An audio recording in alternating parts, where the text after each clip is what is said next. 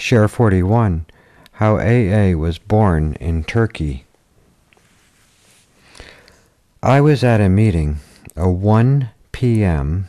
Saturday afternoon young people's meeting.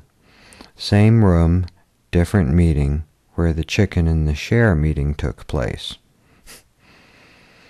But this time, the issue was turkey, not chicken. There, I met the lady who started AA in Turkey. She was a passenger on board a charter yacht.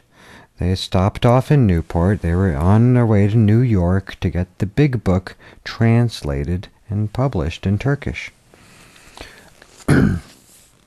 I invited her after the meeting, and her big Turkish businessman husband, who wasn't in AA, to my private beach club for lunch. It was a foggy day, and we sat on the beachfront looking out at the seagulls in the fog. I thought about my parents who had lived in Turkey before I was born, and my brother who was conceived there after my mother slaughtered a goat and brought the meat to an orphanage. She had been told that this act of generosity would help her to conceive a child. My parents were often at the beach, but this particular week they were out of town, and I realized that this luncheon was my personal connection to Turkey on account of the fellowship. This lady told me she had gotten sober in Brussels, Belgium. Her husband was a refrigerator salesman, and he was about the size of a refrigerator himself.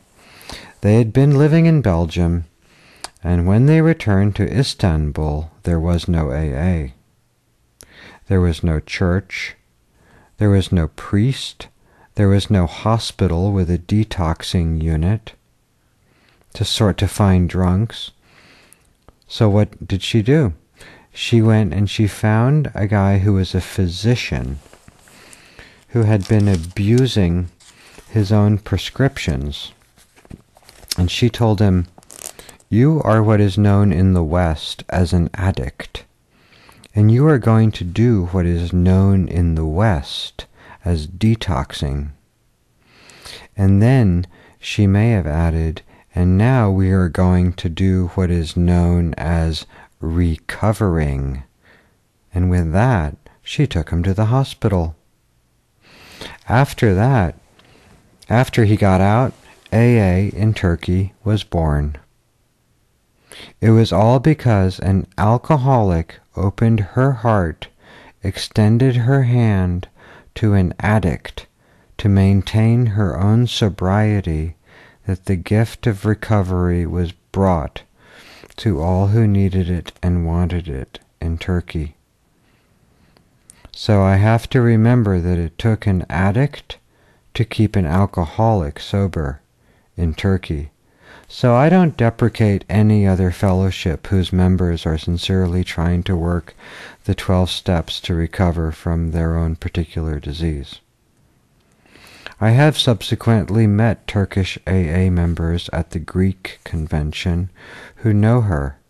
In fact, she offered to send me a copy of the big book in Turkish, but I haven't received it yet.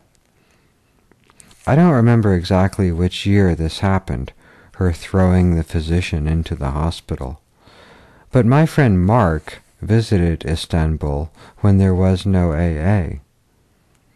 To keep himself sober, he went to the prison, sought out drug-related inmates, and left a 24 hours a day book. That was in 1988, so AA must have started sometime soon after that.